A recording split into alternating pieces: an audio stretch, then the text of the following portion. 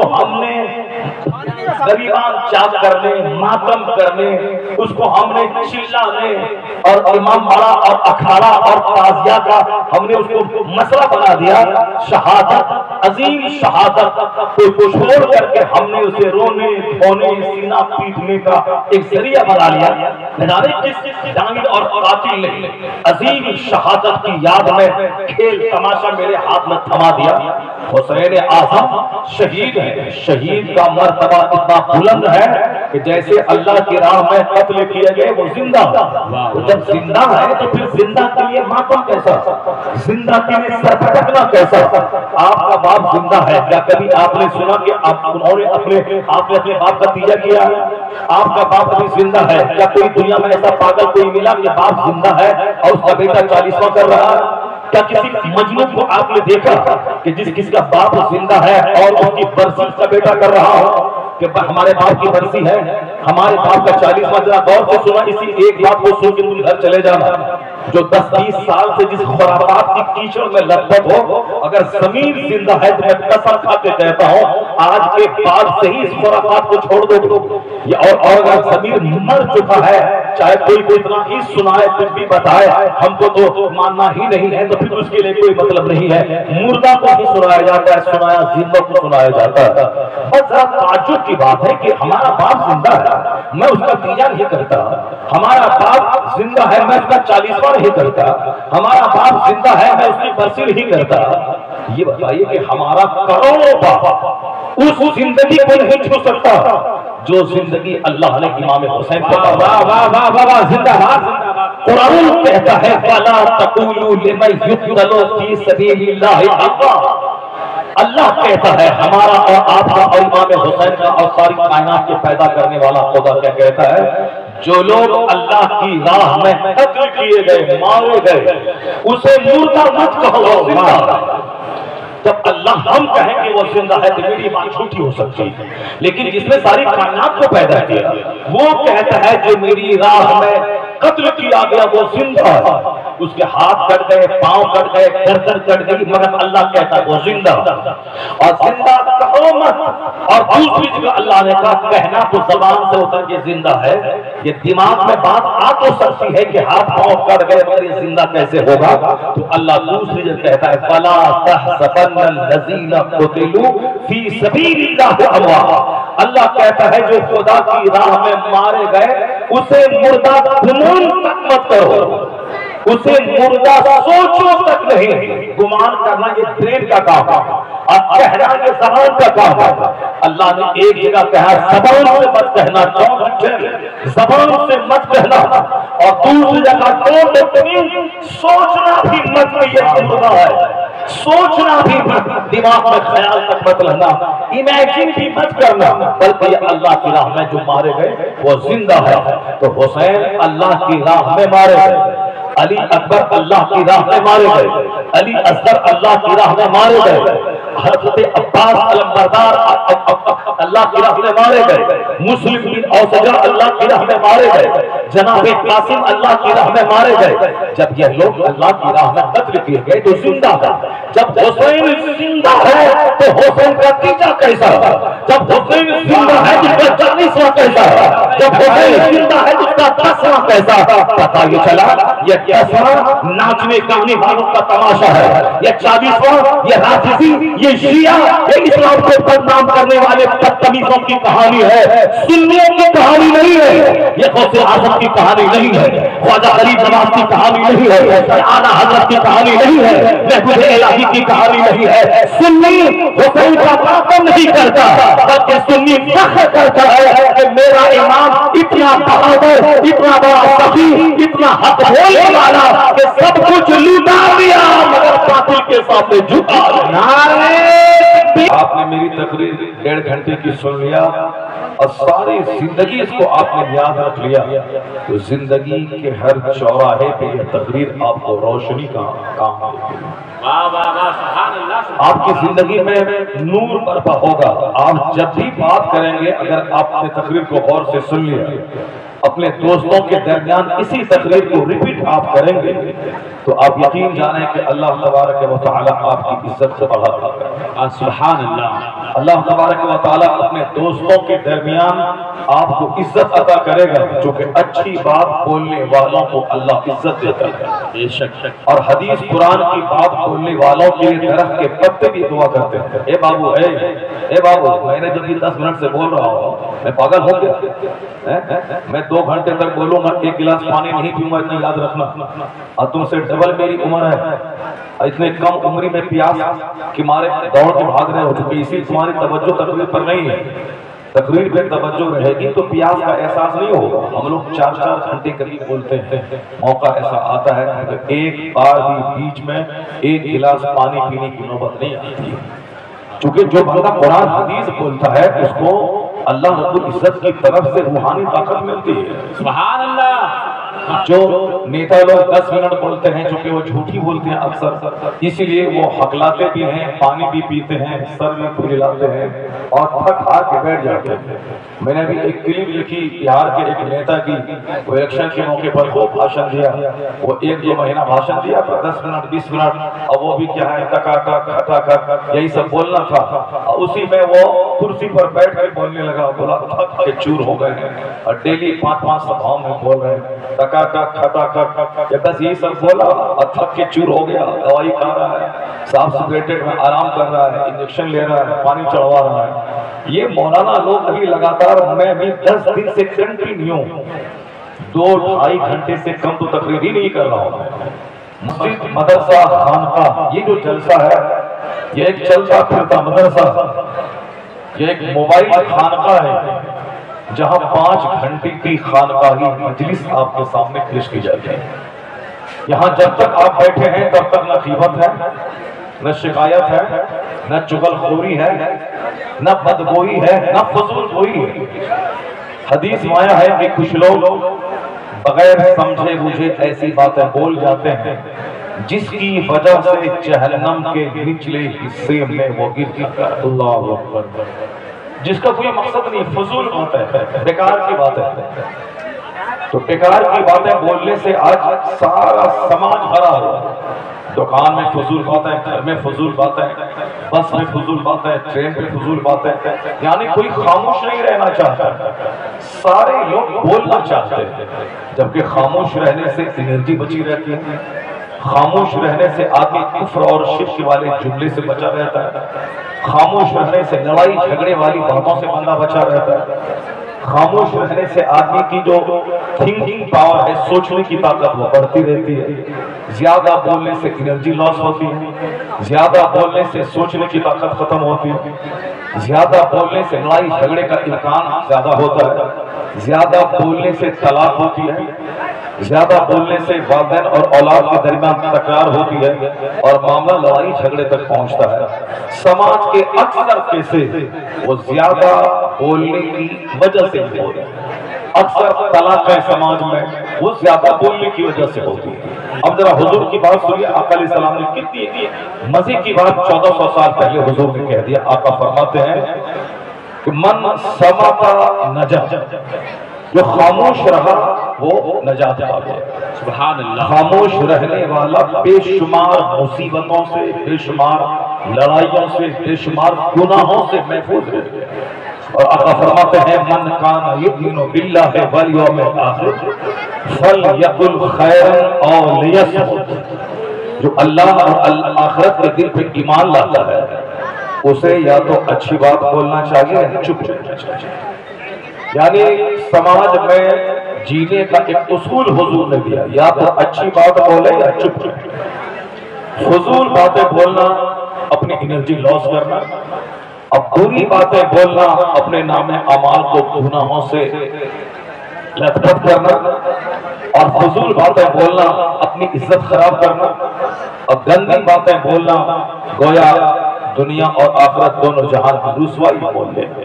تو مومن ہونے کے ناطے خاموشی ہماری سب سے بڑا ہتھیار ہے، لیکن آج باتوں نہیں، اکثر لوگ ملیں گے، خاموش لوگ کم ملیں گے۔ جلسے میں 5 گھنٹے آپ بیٹھتے ہیں تاکہ آپ خاموش رہیں اور دین کی بات سنیں۔ اس سے بہتر خاموش رہنے کا نسخہ کہیں نہیں بتایا جاتا ہے۔ ہر مجلسوں میں ہنگامہ ہے، ہوا ہے، ہوٹنگ ہے، لیکن یہاں ہوا ہوٹنگ کچھ نہیں۔ اگر زبان کھول کے کچھ بولنا ہے تو صرف خدا کی تسبیح بیان کرنی ہے، یعنی گاہے بگاہے سبحان اللہ کے الحمدللہ۔ ایک بار سارے لوگ مل کے بولتے ہیں لا الہ الا اللہ، زور سے بولے محمد رسول اللہ، الصلاۃ والسلام علیک یا رسول اللہ۔ اگر آج محرم کی پہلی تاریخ سے لے کر کے آج تک ڈیلی 2 گھنٹے 2.5 گھنٹے پونے 3 گھنٹے تقریر کر رہا ہوں، اور وہ بھی سلولی نہیں، ابھی میں سلولی آہستہ بول رہا ہوں، لیکن جب میری گاڑی پٹری پہ آئے گی تو پھر آپ سب چپ رہیں گے اور پھر میری گاڑی چلتی رہے گی۔ اور اگر آپ نے توجہ سے میری بات سنی تو بالکل اسپیڈلی رفتار میں تسلسل کے ساتھ دیکھ کر نہیں بلکہ بغیر دیکھے ہوئے 2 2.5 گھنٹے خطاب کرنا، اس کے بعد پھر بھی لگاتار جلسوں میں خطاب کرتے رہنا، اور سال میں 2-4 مہینے برسات کی تھوڑی سی فرصت رہتی ہے، اس کے بعد ہمیشہ بولتے رہنا۔ کوئی شکوہ نہیں ہے کہ صاحب پانی لاؤ، انجیکشن لو، پانی چڑھاؤ، یہ کرو، کچھ نہیں۔ جو جھوٹ بولے گا انرجی لاس ہو گئی، اور جو سچ بولے گا اللہ اس کو انرجی عطا فرماتا چلا۔ سبحان اللہ سبحان اللہ۔ یہی وجہ ہے کہ ایک عالم 5 گھنٹے تک روزانہ بچوں کو قرآن پڑھاتے ہیں، لیکن اس کے باوجود نہیں تھکتے ہیں، چونکہ قرآن پڑھانے والا اس کو اندر سے ایسی انرجی ملتی ہے کہ چونکہ آپ سنتے نہیں ہیں، اسی لیے آپ گٹکا کھا کے فلمیں دیکھتے ہیں، گانا سنتے ہیں، امیتابھ کی بات، صاحب اجے دیوگن کی بات، راجیو کی بات، اندرا کی بات، گاندھی کی بات، چونکہ آپ وہی سنتے ہیں، وہی موبائل میں دن بھر وہی چلاتے رہتے ہیں۔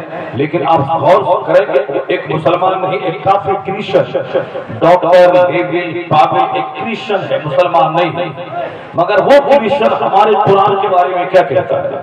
اگر جتنے بچے یہاں آئے کھائے پیے مر گئے، قرآن کے بارے میں کچھ نہیں جانا، یہ کوئی زندگی ہے کیا؟ آپ مسلمان ہیں، اگر کوئی کرسچن آپ سے پوچھ لے کہ قرآن پاک کی کوئی کوالٹی بتاؤ، حدیث کی روشنی ہے، نہیں بتا پائے، یا پھر آپ ہی سے پوچھے کہ تم اپنا تجربہ بتاؤ کہ قرآن پاک سے تجھ کو کیا ملا، کیا بینیفٹ ملا، ایسے ہی بغیر سمجھے مجھے کہہ دیا کہ قرآن سب سے اچھی کتاب ہے، یا پھر سمجھ پوچھ کے تم نے کہا، تجربہ کر کے کیا، تم نے قرآن پاک کا کیا بینیفٹ محسوس کیا، کوئی نہیں بتا پائے، چونکہ آپ کو مزہ ہی نہیں ملتا ہے تقریر سننے میں، نعت سنے اور بھاگ گئے، تو نعت کا مصرع بھی یاد نہیں ہوتا ہے، نعت سے زیادہ گانا یاد ہوتا ہے، صرف ٹائم پاس کرنا ہے۔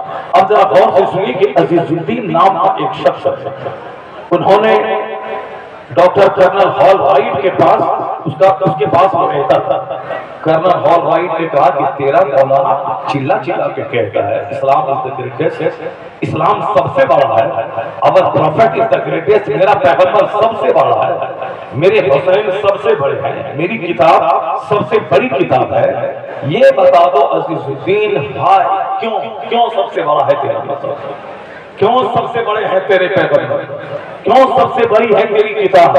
ایک پوائنٹ دیکھ کے مجھ کو سمجھا دو، میں کرسچن ہوں، انہوں نے کہا کرنل ہال رائٹ ہے، وہ کرنل تھا، کہا کہ میں کرسچن ہوں، تم مسلمان ہے، تیرا مولانا تیری پبلک خوب چلا کے کہتے اسلام سب سے بڑا ہے، اسلام سب سے مہان ہے، تو مہان کیسے ہے؟ کوئی ایک پوائنٹ بتا دو، مہان کیسے ہے؟ کوئی ایک کوالٹی بتاؤ، ایک خوبی بتاؤ، ایک بات بتاؤ، زبردستی غلطی کرنے سے کام نہیں چلے گا۔ پڑھے لکھے لوگ سوال کرنا چاہتے ہیں کہ تم بتاؤ، تو ہر مسلمان مرد اور عورت پر لازم ہے اتنا علم وہ جان لے، اتنا سیکھ لے کہ جب بھی کوئی مشرک، جب بھی کوئی کفار، جب بھی کوئی کرسچن یہودی اس سے اسلام کے بارے میں سوال کرے، موٹی موٹی باتیں 2-3 تو ضرور اس کو بتا دے، باقی گہری باتیں دیکھ میں ڈوبنا یہ تو عالموں کا کام ہے، وہ عالم دین ہیں، وہ پڑھیں گے، ایک بات سے 1000 مسئلہ نکالیں گے، ایک بات سے 1000 پوائنٹس نکالیں گے، وہ عالم دین کا کام ہے۔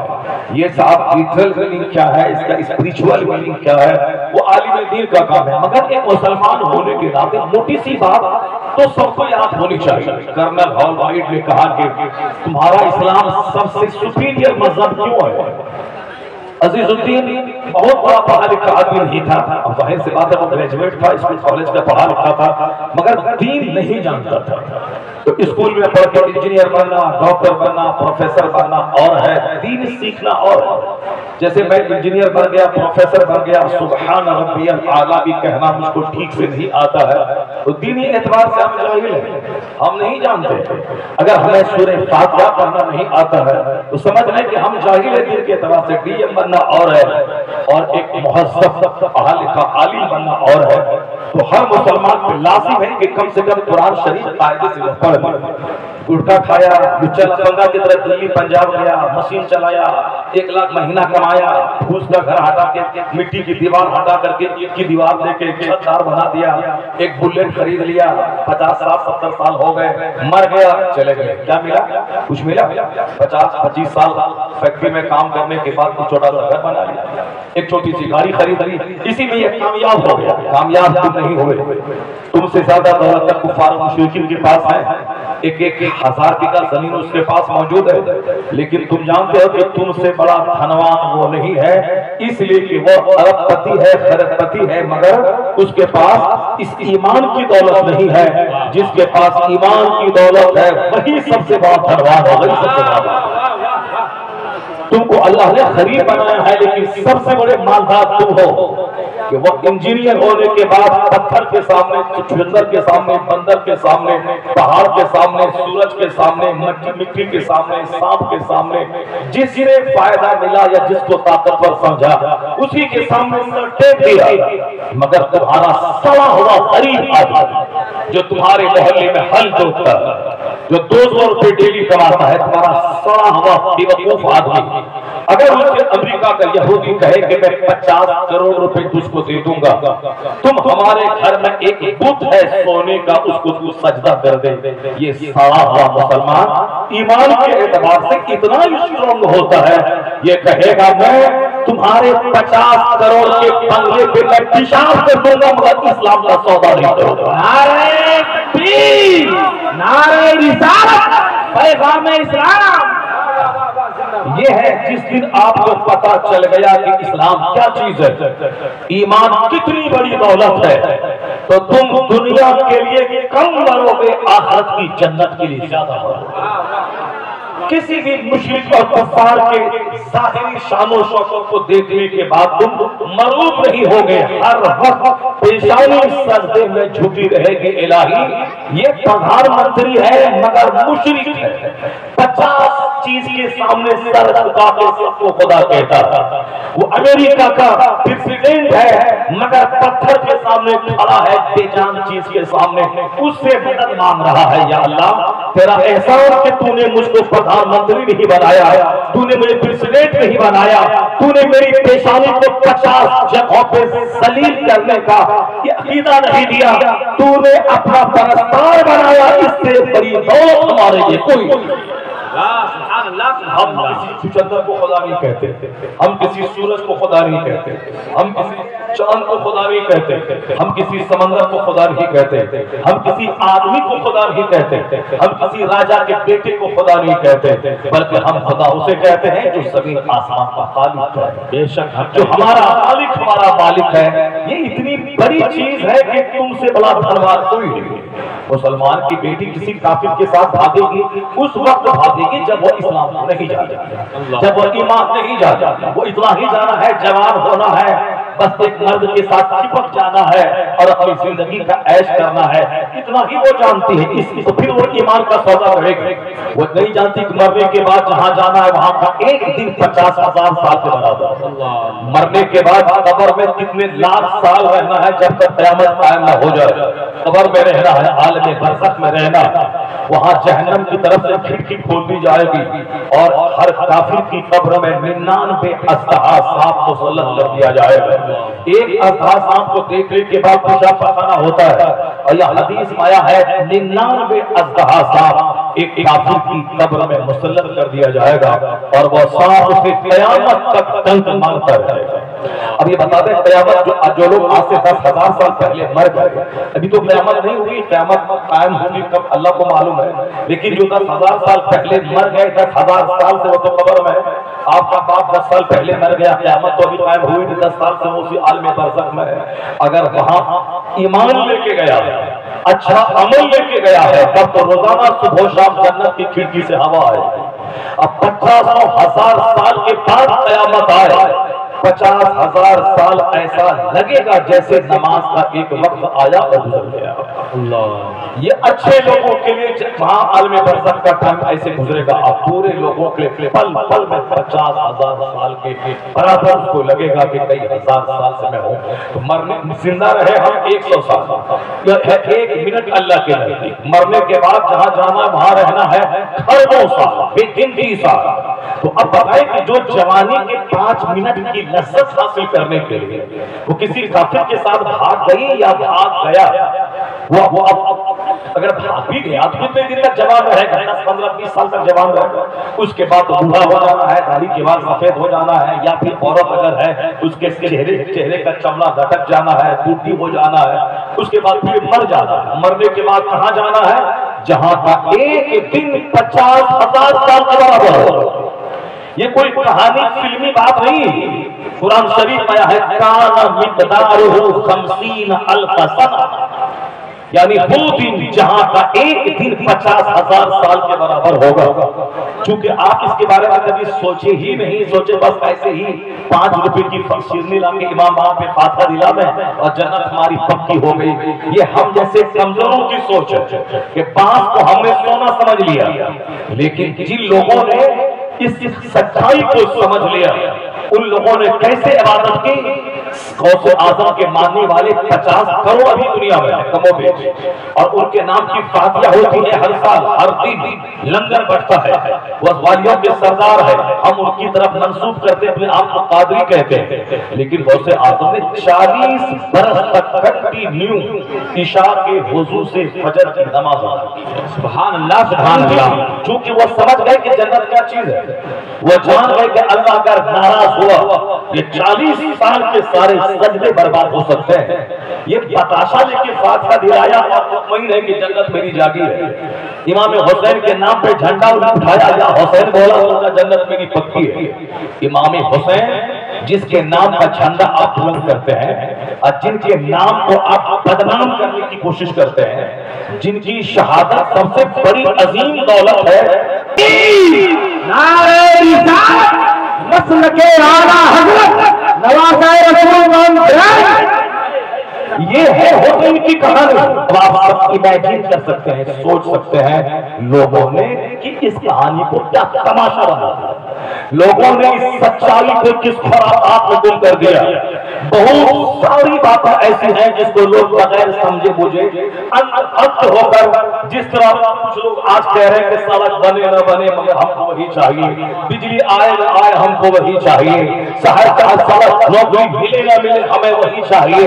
اس اندر ہم کو کیا کہیں گے؟ جو بجلی کی بات نہیں سننا چاہتا، پانی کی بات نہیں سننا چاہتا، سڑک کی بات نہیں سننا چاہتا، ڈیولپمنٹ کی بات نہیں سننا چاہتا، بلکہ وہ یہی چاہتا ہے بس ان کا آدمی کرسی پر بیٹھ جائے، ہم موت پہ دعویٰ دے کہ ہم نے مسلمانوں کو ذلیل کر دیا اور ہمارا کام پورا ہو گیا، ہماری حکومت آ گئی۔ تم اس آدمی سے کیا بات کریں گے جو آدمی ترقی نہیں چاہتا ہے، ڈیولپمنٹ نہیں چاہ رہا ہے؟ عقل مند ہے وہ جو ڈیولپمنٹ کی بات کرتا ہے، عقل مند ہے وہ جو کامیابی کی بات کرتا ہے، عقل مند ہے وہ جو غور و فکر سے سچائی کی تلاش کرتا ہے۔ تو عقل مند وہ ہے جو اندھیرے سے اجالے کی طرف آتا ہے، جو خرافات اور بدعات سے شریعت کی طرف آتا ہے۔ آج کی مجلس آواز دے رہی ہے خرافات کو پاؤں کے نیچے رونگ دے اور اجالے کی طرف آ، اور یہ رونے کا وشے نہیں ہے کہ ہمارا حسین ایسا کٹا ایسا گرا، ہائے حسینہ ہائے زینب ہائے سکینہ۔ ایک بار حسین کو تکلیف ہوئی، تکلیف کو چھپانا چاہیے نہ کہ اس تکلیف کو مائک لگا کے بولنا چاہیے۔ ہماری ماں ہماری پردہ نشین خواتین کو ایک بار خبیث مردود یزیدی نے دوپٹہ पर्दा खींचना चाहा। अक्लमंदी का तकाजा है कि उन औरतों के सब्र की बात करें, उनकी दीनदारी की बात करें, उनकी इस्तिकामत की बात करें कि 10 मास सामने तड़प रही है मगर उनका दुपट्टा सर से नीचे नहीं उतरा, उनका कपड़ा नीचे दुपट्टा सर से नीचे नहीं उतरा। उन्होंने सर के बाल को नहीं नोचा, उन्होंने अपने चेहरे को नहीं मारा, उन्होंने अपने सीने को नहीं नोचा, सर के बाल को नहीं नोचा, सीना को भी नहीं की। 10 लाशों की मौजूदगी में सब्र का पहाड़ पर नहीं ख़वातीन जब औरतों का यह आलम है तो हुसैन के जवानों का क्या आलम होगा, हुसैन के नौजवानों का क्या आलम होगा। नारे तकबीर, नारे रिसालत। करबला की कहानी ये हाय ज़ैनब करके रोने की कहानी नहीं है, ये सिर्फ ईरान के शिया और राफिज़ी उसकी कहानी है। उन राफिज़ियों की हुकूमत इंडिया में रही मुगल पीरियड में, उनकी गवर्नमेंट थी उस जमाने में। उन्होंने ये ताज़िया, ये इमाम बाड़ा, ये फर्जी करबला का खूब माहौल इंडिया में पैदा किया और सुन्नियों ने इमाम हुसैन की मोहब्बत में ये सारी चीजें कबूल कर ली और अब उसके खिलाफ आलिम कहते हैं उसको छोड़ना नहीं चाहता, क्योंकि 100 साल से इस गलत रविश पे लोग कायम है, उसका अचानक छोड़ना मुश्किल है। मगर आज आलिम आपको छूटेगा पहले से ज्यादा कम हुआ है। जिस दिन लोग पढ़े लिखेंगे और जानकार हो जाएंगे उस दिन इमाम बाड़ा भी छूटेगा, ये ताज़िया भी छूटेगा, ये फर्जी करबला भी छूटेगा। करबला है इराक में मगर हमने हर गांव में करबला बना डाला।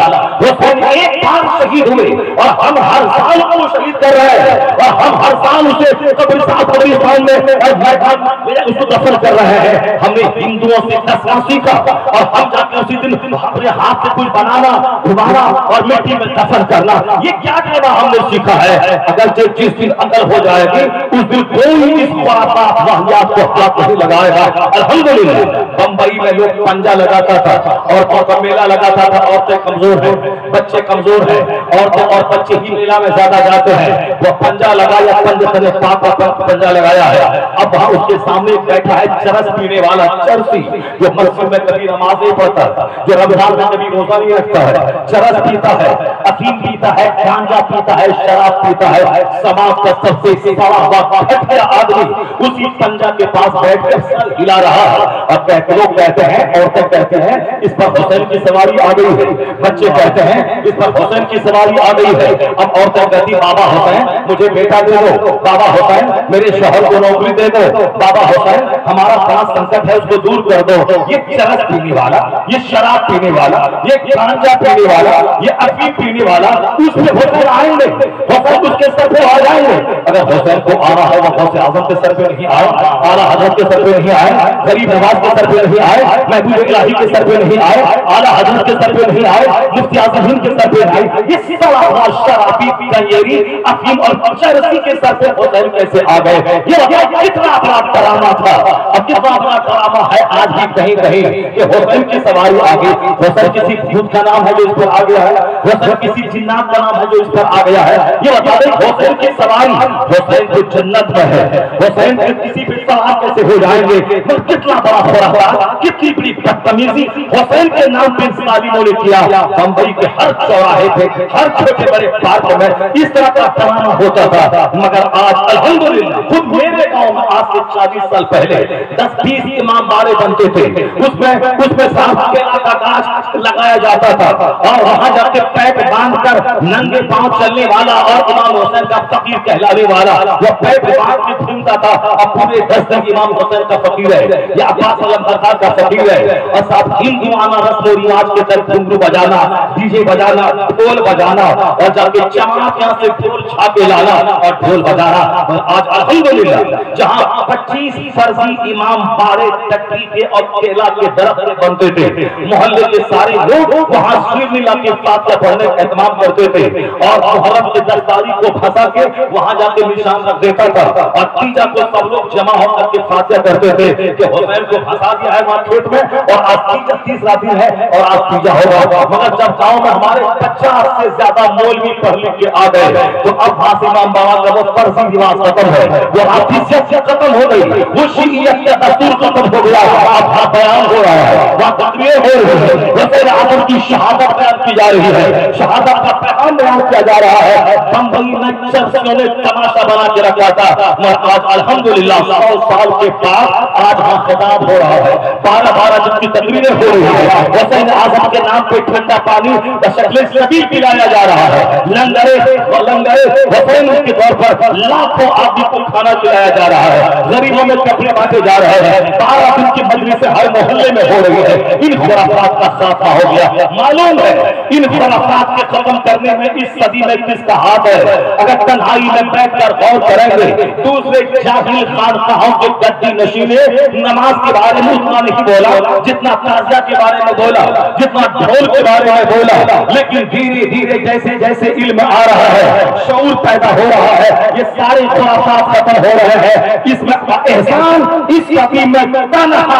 امام احمد رضا کا فاضل بریلوی کا ہے کہ جس کے فالوان علماء نے جہالت کو مٹانے اور سنتوں کا راج قائم کرنے کی محنت کی، دھیرے دھیرے بدعتیں مٹ رہی ہے، سنتوں کا رواج قائم ہو رہا ہے۔ نعرہ تکبیر، نعرہ رسالت، مسلک اعلیٰ حضرت، عشق محبت، عشق محبت، بستی بستی کریا کریا، نعرہ الحمدللہ ہم مسلمان ہیں، اللہ نے ہمیں ایمان دیا، ہمیں اندھ بھکت نہیں بنایا ہے، ہم کسی شرسی کو قطب مان لیں، ہم کسی رنجیری کو مان لیں کہ حسین اس میں آ گئے ہیں، نہیں، یہ اندھ بھکتی اس کو مبارک ہو جو کبھی سورج کے سامنے ہاتھ جوڑتا ہے، کبھی چاند کے سامنے ہاتھ جوڑتا ہے، کبھی پہاڑ کے سامنے ہاتھ جوڑتا ہے، کبھی ندی کے سامنے ہاتھ جوڑتا ہے، کبھی چقندر کے سامنے ہاتھ جوڑتا ہے، کبھی بندر کے سامنے ہاتھ جوڑتا ہے۔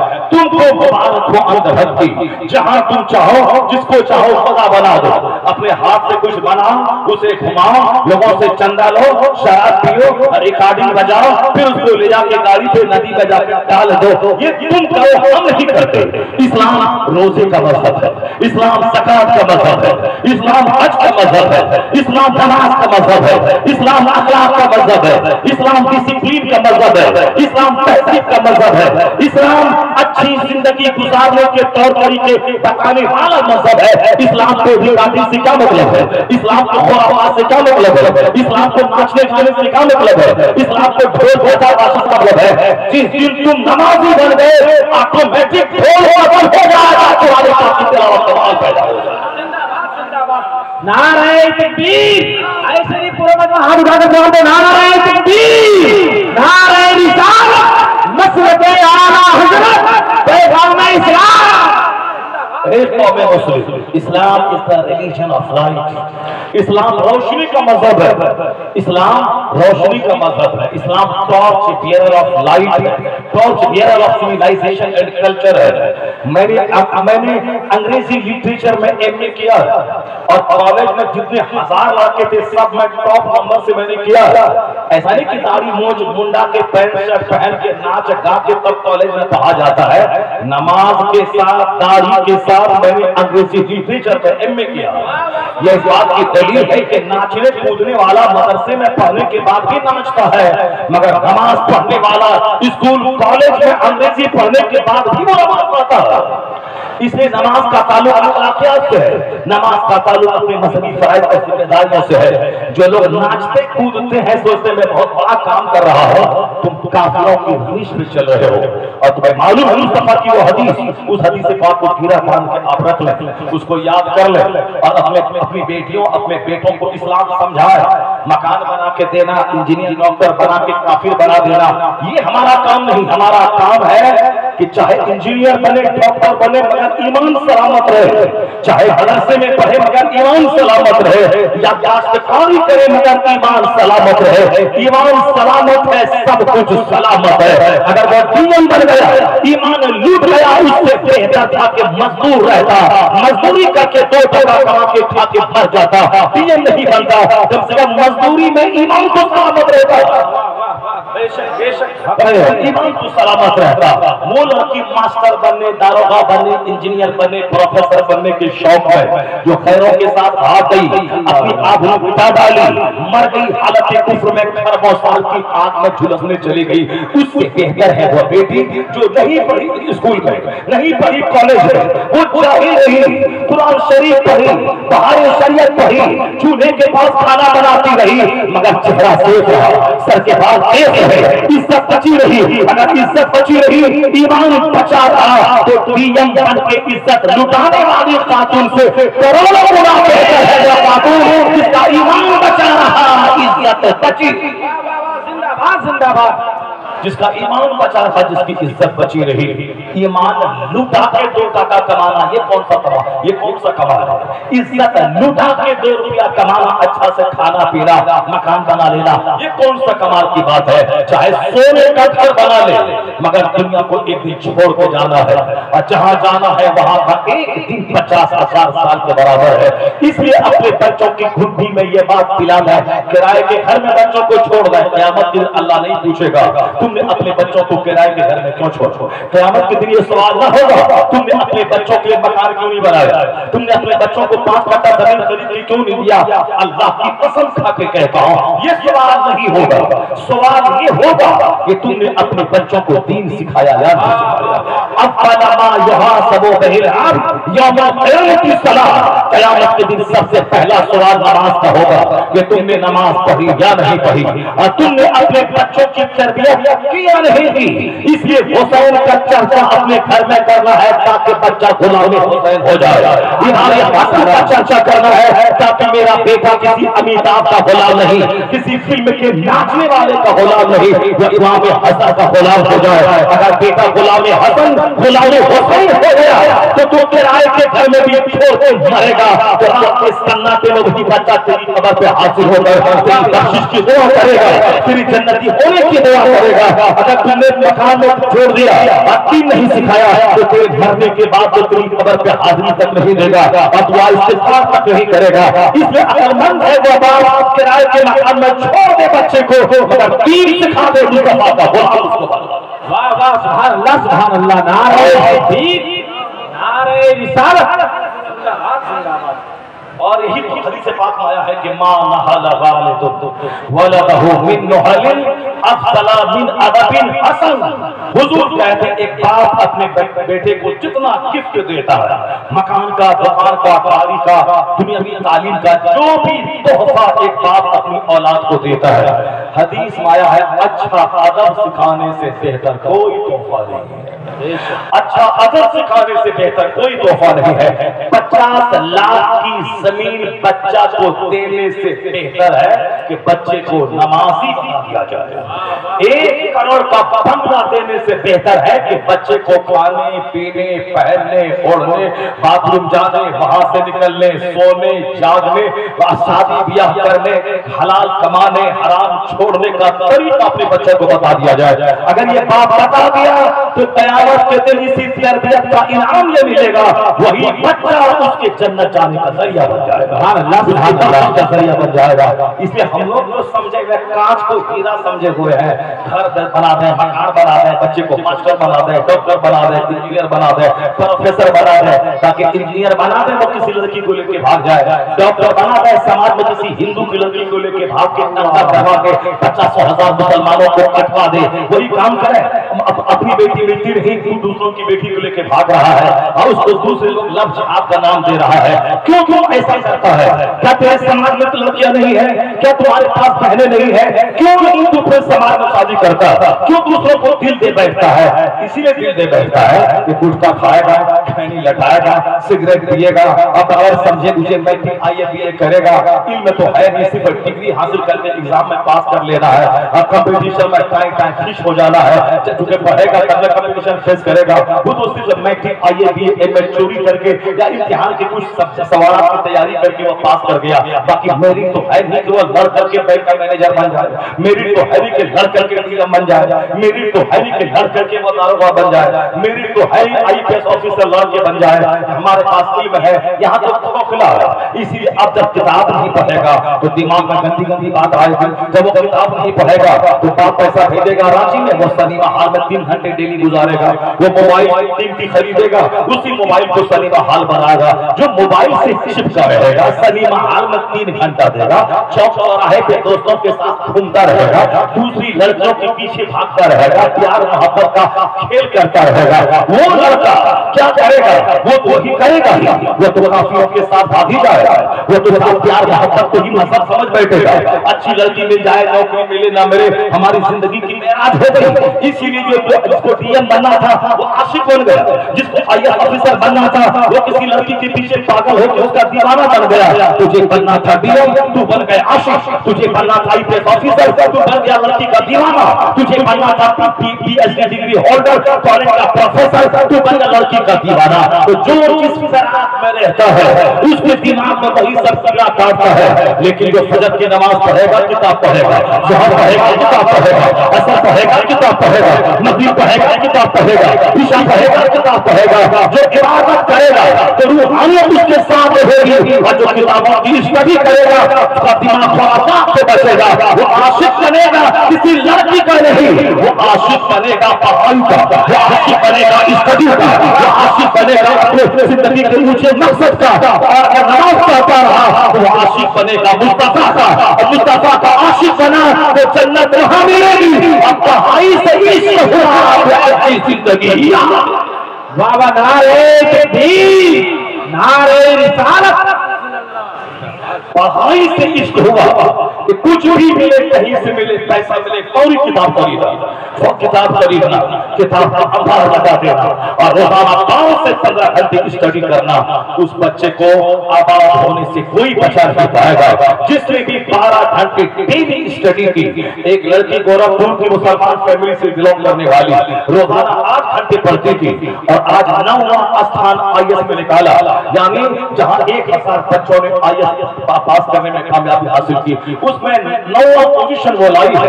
8 घंटे कंटिन्यू शादी ब्याह, बाहर जाना, घूमना फिरना, सारी चीजें छोड़कर तमाम एनर्जी को इन्वेस्ट किया सिर्फ किताब पर, तो वो कामयाब हुई। और बेशुमार लड़के हैं जिन्होंने एक टाका घूस दिए बगैर आला किस्म की नौकरी में चले गए, जो 12 घंटे 13 घंटे 15 घंटे स्टडी की। अपने बाप की गुर्बत को देखा, माँ की गुर्बत को देखा, दिमाग में जुनून चढ़ा, मुझे अपनी माँ को की गरीबी दूर करनी है, बाप की गरीबी दूर करनी है, हमारा समाज मेरा गरीबी में डूबा है, उस समाज की मदद करनी है। तो वो कभी किसी लड़की के पीछे पागल नहीं होगा, वो कभी किसी लड़की को जान दे करके, दिल दे करके वो अपने खानदान, माँ बाप सबके अरमानों पे पानी नहीं फेरेगा। जिसका कोई एम नहीं है, जिसका कोई मकसद नहीं है, वही प्यार के पीछे, फिल्म के पीछे, स्टाइल के पीछे, साफ गुटखा के पीछे, सिगरेट के पीछे, बीड़ी के पीछे, शराब के पीछे, चौराहे पे पुल पे बैठकर, पुलिया पे बैठकर, जलसा से बाहर तरफ के पास बैठकर 24 घंटे मोबाइल चलाता है, फिर भी पेट नहीं भरता है, रात दिन भर मोबाइल चलाया, अभी भी मोबाइल लेके बैठा हुआ बाहर में। ये बताते हैं उस लड़के को कौन बताएगा तेरा मकसद हयात क्या है, एम ऑफ लाइफ क्या है, तुम क्यों जिंदगी बर्बाद कर रहा है मोबाइल के पीछे। बेशुमार लड़के मोबाइल में, इंटरनेट में कीमती किताबें तलाश कर, जिस किताब की कीमत 10,000 रुपए है उसका बाप खरीद के दे नहीं सकता है, उन्होंने मोबाइल से, इंटरनेट से निकाला वो किताब, उसकी स्टडी की, वो आईएएस निकालने में कामयाब हो गया। जिस मोबाइल से पढ़ने वाला वहां से 10,000 की किताबें निकाल के स्टडी कर रहा है, उसको प्रिंट आउट निकाल कर पढ़ रहा है, उसी मोबाइल में तुम क्या देख रहा है? सुंदर की कहानी, बंदर की कहानी, लड़की की कहानी, लड़के की कहानी, अय्याशी की कहानी, सोहबत की कहानी, लड़का लड़की की मिलाप की कहानी, यही देख के दिमाग खराब कर रहा है। उसके बाद इसकी सोचती है, फिर मुस्तफरी करने लगा, इखलासबाजी करने लगा, किसी लड़की को दिल दे दिया, जवानी गई, सेहत गई, हिजरा हुआ, नामर्द हुआ, माँ बाप की तमन्नाओं का खून किया, क्यों लाइफ गुजारता है? हुसैन आज़म आवाज़ दे रहे हैं, कामयाब जिंदगी गुजार, जिस तरह हुसैन ने कामयाब जिंदगी गुजारी, जान दे दी, औलाद दे दिया, इस्लाम बचाया, तो अल्लाह ने इनाम ये दिया कि जब तक इस्लाम रहेगा हुसैन की अज़मत बढ़ता है। जिंदाबाद जिंदाबाद, नारे तकबीर, नारे रिसालत, नवाज़े रसूल कॉन्फ्रेंस। زندگی کا ایم طے کرنا ہوگا، زندگی کا مقصد طے کرنا ہوگا کہ میں کیوں پیدا ہوا ہوں، مجھ کو زندگی میں کیا کرنا ہے۔ بیکار ایمپٹی مائنڈ جو خالی دماغ ہے وہ شیطان کا گھر ہوتا ہے۔ جو آدمی فضولیات کا ماہر ہوگا وہ کبھی بھی دنیا میں کوئی امپورٹنٹ کام کر کے نہیں جائے گا، وہ اسی طرح اپنی زندگی کو برباد کرتا رہے گا۔ ہم لوگ دونوں جہان کی کامیابی کا فارمولا دیتے ہیں دنیا کو۔ اسلام صرف نماز روزے کا مذہب نہیں ہے۔ نماز تو چونکہ بیسک چیز ہے جس کے بغیر کوئی مسلمان ہی نہیں رہ سکتا ہے، جیسے کھائے بغیر کوئی زندہ نہیں رہ سکتا، اسی طرح بغیر نماز کے کوئی بندہ مسلمان نہیں رہ سکتا ہے۔ جس طرح 3 دن نہیں کھاؤ تو مر جاؤ، اسی طرح اگر کوئی بندہ نماز نہ چھوڑے اس کا مسلمان بنا رہنا مشکل ہے۔ تو زندہ رہنے کے لیے کھانا ضروری ہے، مسلمان بنے رہنے کے لیے نماز پڑھنا ضروری ہے۔ یہ نماز ایک ایسی پیلر ہے، مگر تو بہت سارے بڑے بڑے کام کرنے ہیں، حق کی خاطر جینا، حق کی خاطر مرنا، اسلام کو بدنام ہونے سے بچانا، اسلام کی خوبی دوسرے لوگوں کے دماغ میں ڈالنا، سر سے لے کے پاؤں تک ایک ایک لمحہ ایک ایک پارٹ کو اسلامی سانچے میں ڈال دینا، اور پھر اچھا کھانا، اچھا پہننا، اچھا گھر بنانا، اچھی گاڑی خریدنا، اچھے ماحول میں رہنا، دوسروں کو کھلانا، ماں باپ بھائی بہن کی خدمت کرنا۔ جب خود ہی گڑ کا کھا کے کنگال بن جائے گا تو ماں کو کیا دے گا، باپ کو کیا دے گا، بہن کو کیا دے گا، بھائی کو کیا دے گا، دوسروں کو کیا دے گا۔ اس لیے اسلام اس بات پر زور دیتا ہے کہ تو اچھا سے کما اور خوشحال بن جا، تاکہ خود کھا، ماں کو کھلا، باپ کو کھلا، بھائی کو کھلا، بہن کو کھلا، پڑوس کو کھلا، سماج کے غریبوں مسکینوں بیماروں کو کھلا پلا، سب کا علاج کروا۔ جب اپنے سے زیادہ پیسہ رہے گا تب بیمار کا علاج کروائے گا، جب اپنے سے پیسہ بچے گا تب ماں باپ بھائی بہن چچا پھوپھی کی خدمت کرے گا۔ اسے کنگال بن کے دوسروں کے سامنے ہاتھ پھیلا کے زندگی کو ذلیل مت کر۔ اسلام کہتا ہے خود محنت کر اور کما، تاکہ تو دوسروں کے سامنے ہاتھ نہیں پھیلا۔ پھیلانے والا ذلیل ہوتا ہے اور دینے والا ہاتھ اوپر ہوتا ہے، مستقل ہوتا ہے۔ زندہ باد، زندہ باد۔ The giver hand is better than the taker hand۔ آیا ہے حدیث پاک میں الید العلیٰ خیر من الید السفلیٰ، دینے والا ہاتھ لینے والے ہاتھ سے بہتر ہوتا ہے۔ دینے والا ہاتھ اوپر ہوتا ہے، لینے والا ہاتھ نیچے ہوتا ہے۔ تو the giver taker، giver دینے والا، taker لینے والا، the giver is better than taker، یعنی دینے والا لینے والے ہاتھ سے بہتر ہوتا ہے۔ جو کام چور ہوگا، جو کوہی ہوگا، جو مشتزنی کر کے اپنی جوانی کو برباد کر دے گا، جو گٹکا اور سگریٹ اور بیڑی پی کے کینسر زیادہ ہو جائے گا، وہ اپنے گھر والوں کے بوجھ رہے گا، سماج والوں کے بوجھ رہے گا۔ اس لیے آج میں حسین اعظم کی زندگی آپ کے سامنے بیان کرنے جا رہا ہوں۔ نہ رونے کی کہانی، نہ پیٹنے کی کہانی، نہ سینہ توڑنے کی کہانی، نہ ہائے زینب ہائے سکینہ کرنے کی کہانی۔ حضور نے کہا تھا کہ میں تیرے درمیان 2 بھاری چیز چھوڑ کے جا رہا ہوں، ایک کتاب اللہ، ایک قرآن، ایک میرا گھر والا۔ کہ قرآن تھیوری ہے اور گھر والے نے اسی تھیوری کو پریکٹیکل کر کے دکھایا ہے۔ قرآن نے کہا صبر سے مدد مانگ، یہ تھیوری ہے، مگر مصطفیٰ کے گھر والے نے مصیبتوں کے ہنگامے میں صبر کر کے بتا دیا کہ یہ تھیوری ہے، مصطفیٰ کا گھر والا پریکٹیکل کر کے دکھایا۔ اس لیے حضور نے کہا 2 چیزوں کو میں چھوڑ کے جا رہا ہوں، ایک قرآن، ایک اہل بیت۔ قرآن اور اہل بیت، ان دونوں میں کتنا گہرا سمبند ہے وہی جان سکتا ہے جو قرآن پاک پڑھتا ہے اور اہل بیت کو دیکھتا ہے اور قرآن سے بھی نور حاصل کرتا ہے، مصطفیٰ کے گھر والوں سے بھی نور حاصل کرتا ہے۔ اس بات میں تھوڑا ٹھہر کے روشن ڈال رہا ہوں۔ میری ایک بات میں نے پہلے چھوڑ دیا تھا، میں اس کو کمپلیٹ کر دیتا ہوں، اس کے بعد پھر آپ غور سے سنیں گے میری بات۔ حسین اعظم کی کہانی کیا کیا کہانی ہے؟ یا سرائے صغرا ہائے سکینہ کی کہانی ہے، یا صبر کی کہانی ہے، یا حق کی خاطر جان دینے کی کہانی ہے، باطل کے سامنے نہ جھکنے کی کہانی ہے، باطل کے سامنے سینہ سفر رکھنے کی کہانی ہے۔ دنیا کا لوٹا دینا یہ خسارہ نہیں ہے، ایمان کا لوٹ جانا یہ خسارہ ہے۔ حسین اعظم نے ایمان بچا کے، اصول بچا کے بتا دیا کہ باطل سے دب کے جینا ہے توہین زندگی، یا اعلان کر رہی ہے آج بھی تربت حسین کی۔ باطل سے دب کے جینا ہے توہین زندگی. یہ اعلان کر رہی ہے آج بھی تربت حسین کی. حسین کی محبت کیا کہہ رہی ہے؟ باطل کے سامنے سینہ سپر رہو. نہ سماج کے مکھیا سے گھبراؤ, نہ سانسد سے گھبراؤ, نہ ودھائک سے گھبراؤ, نہ پردھان منتری سے گھبراؤ, نہ مکھ منتری سے گھبراؤ. اگر کوئی ظلم کر رہا ہے اس سے نرگس نہیں ہونا ہے, اس سے نرگس نہیں ہونا ہے, اپنے آپ کو انفیریئر نہیں بنانا ہے, بلکہ حسین اعظم کی زندگی سے ایک روشنی مل رہی ہے کہ سینہ سفر رہو ان ظالموں کے سامنے, باطل کے سامنے سینہ سفر رہو. یہ ظالم تیرا کچھ نہیں بگاڑ پائے گا. یہ وقتی طور پر بھرپال ہے, اس کا وقتی طور پر یہ صاحب یہ وقتی طور پر دبانے کے لیے یہ صاحب اچھال میں آتا ہے, اچھالتا ہے, ساری انرجی تھماؤ پہ لگاتا ہے, مگر انتہا اس کا انجام ہی ہے تباہی, انجام ہے بربادی. اور جو حق کی خاطر جیتا مرتا ہے وہ تلواروں کے سائے میں کٹ کو نہ جائے, اللہ تعالیٰ اس حق کے علم بردار کو دائمی زندگی عطا کر دیتا ہے. اس لیے حسین کی محبت کہتی ہے باطل کے سامنے سینہ سفر رہو, یہ تم سے کہہ رہی ہے محبت حسین کی. سبحان اللہ سبحان اللہ. محبت حسین کی. اب آپ سمجھ گئے ہوں گے میری تقریر کا مفہوم کہ میں کیا بولنے جا رہا ہوں, اور دنیا میں لوگ کیا کر رہے ہیں, اور سچائی کیا ہے, مسلک اعلیٰ حضرت کیا ہے, مسلک اہل سنت و جماعت کیا ہے, اور قرآن اور حدیث میں کیا آیا ہے, اور لوگ کیا تماشا کر رہے ہیں. اس تماشے کا اس سچائی سے کیا تعلق ہے, میں اسی سچائی کو آپ کے سامنے رکھنے والا ہوں. مگر پہلے آپ کو بتا دوں کہ آپ اور سے تقریر سنیے گا اور اسی بات کو دوسروں کے سامنے دہرائیے گا. اگر آپ نے نہیں سنا تو آپ کے بچے آپ کے نہیں رہیں گے, آپ کے بیٹے آپ کے نہیں رہیں گے. جب وہ اسلام ہی نہیں جانیں گے تو عالم کے رہیں گے, نہ مولانا کے رہیں گے, نہ مسجد کے رہیں گے, نہ مدرسہ کے رہیں گے. اس لیے اپنے بچوں کو اسلام سکھانا, یہ تقریر میں جو کچھ سنتے ہیں اپنے گھر میں 2-4 بار ریپیٹ کرنا تاکہ بچوں کے دماغ میں ساری باتیں آ جائے. ورنہ دنیا بھر کی باتیں گھر میں ہیں مگر حق بات نہیں ہے. کرنل ہال رائٹ عزیز الدین سے پوچھا کہ بھائی اسلام اس دے کیوں میرا مذہب سب سے بڑا ہے, why your prophet is greatest, تمہارے پیغمبر سب سے مہان کیوں ہے, تیرا مذہب سب سے بڑا کیوں ہے. عزیز الدین ایک معمولی مسلمان تھا, انہوں نے اپنے حساب سے جو جو سمجھ میں آیا اس نے اسلام کی عظمت, اسلام کی بڑائی بیان کرتے ہوئے انہوں نے کرنل ہال رائٹ کے سامنے کہا. اب جو کرنل ہال رائٹ پڑھا لکھا بھی تھا, بہت ہائی کوالٹی کا ایجوکیشن اس کے پاس تھا. انہوں نے کہا عزیز الدین تم نے تمہارا کہا ہوا ہو گیا, جو تم نے کہا ممکن ہے کہ سنا کہ تم نے سنی بھی بات ہم تک پہنچائی.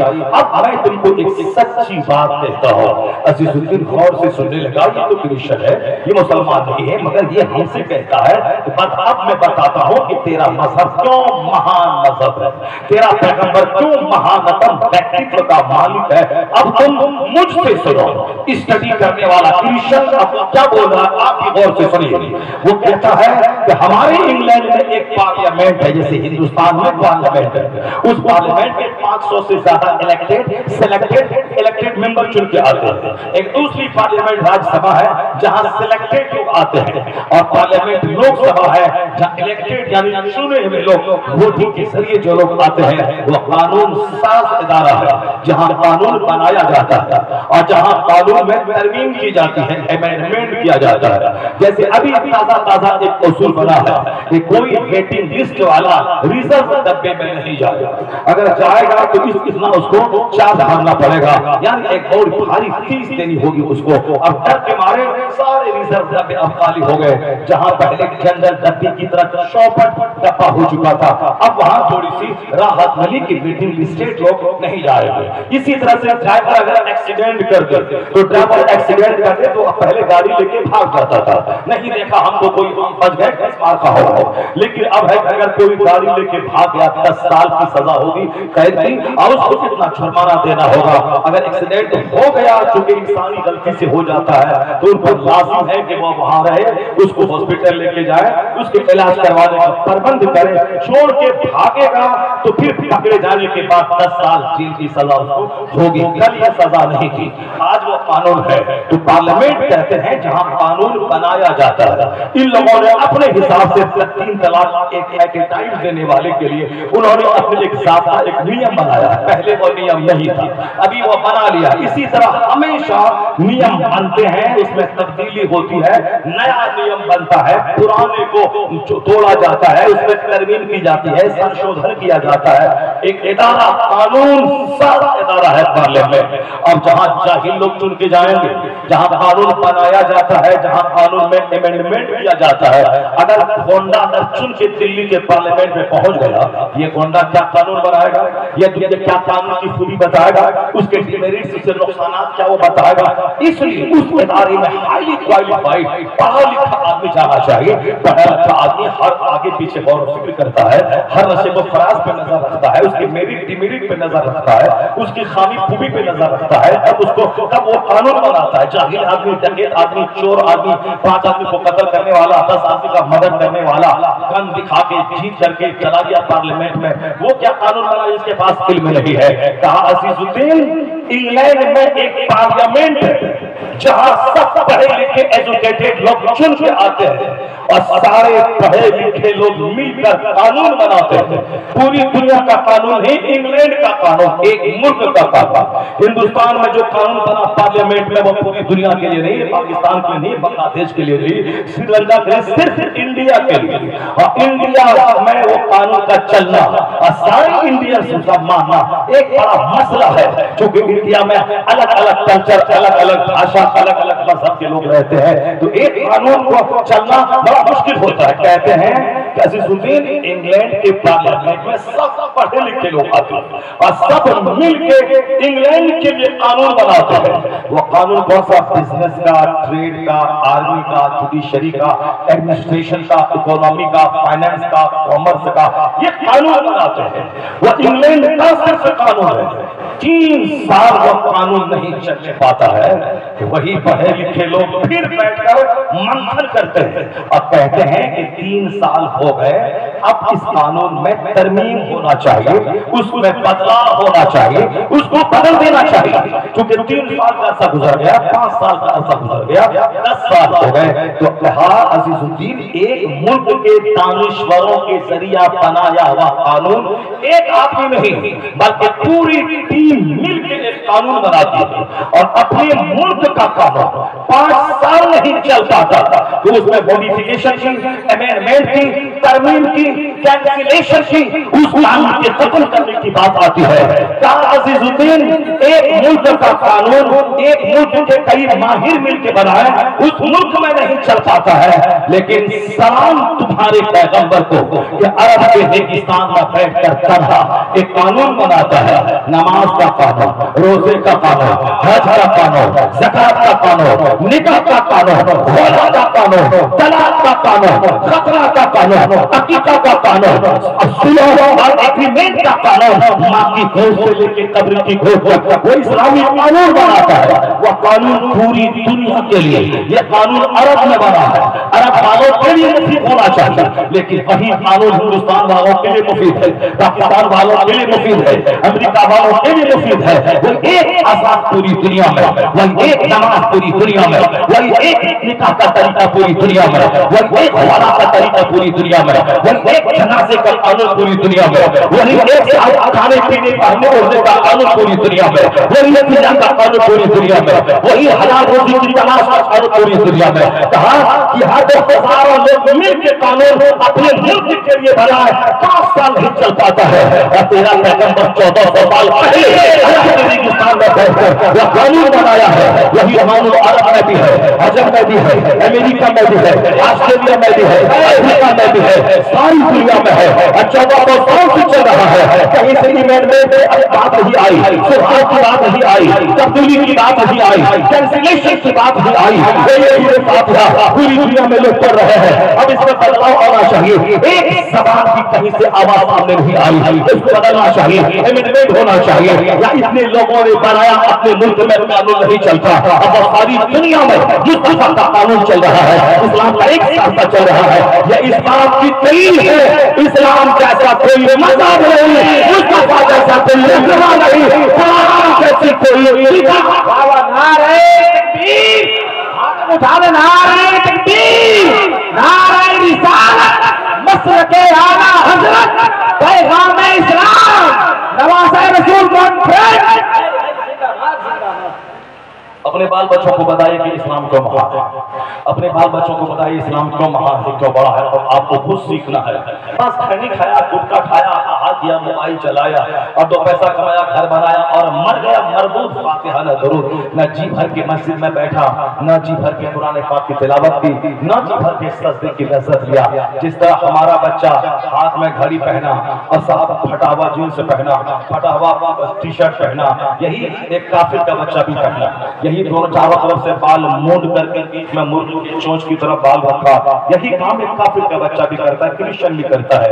ये बता दें कि आपके सामने क्रिश्चियन और आप दोनों खड़े हैं, दोनों का बाल का स्टाइल एक जैसा है, दोनों का चुस्त टी-शर्ट एक जैसा है, दोनों का पैंट एक जैसा है, दोनों के हाथ में धागा एक जैसा है, दोनों के मुंह में गुटखा एक जैसा है।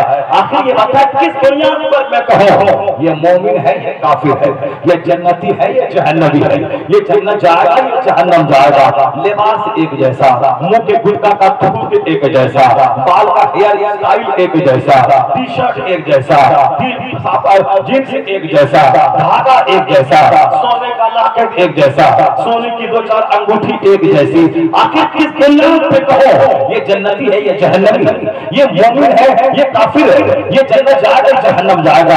जबकि वेशभूषा पापों को अस्तर से लेके पांव तक सब एक जैसा है। कैसे में कहो कि मोमिन है काफिर है, कुछ तो फर्क होना चाहिए।